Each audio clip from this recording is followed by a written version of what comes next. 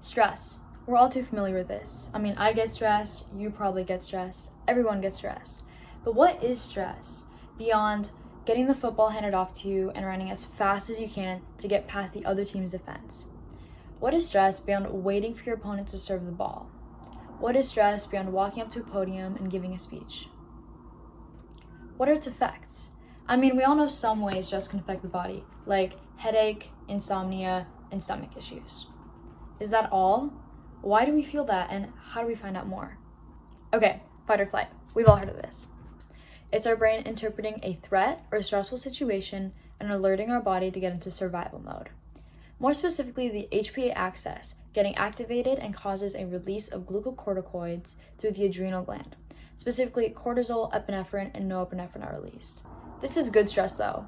If we didn't have this, we probably wouldn't be alive. The issue arises though when we're always in this survival state.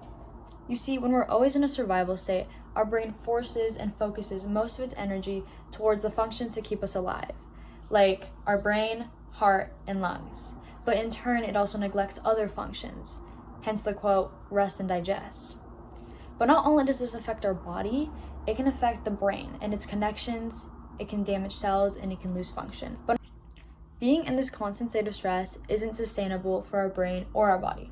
However, the brain is one of the most complex organs in our body system, and in turn, it's also the system we know least about. And this is where computational neuroscience can come in. Computational neuroscience is essentially combining programming and computing with the field of neuroscience to help us answer more questions. Specifically, we can use this to answer more questions about how stress can relate to disease and how it affects our body. This is seen through mathematical models, simulations of neural functions, and etc.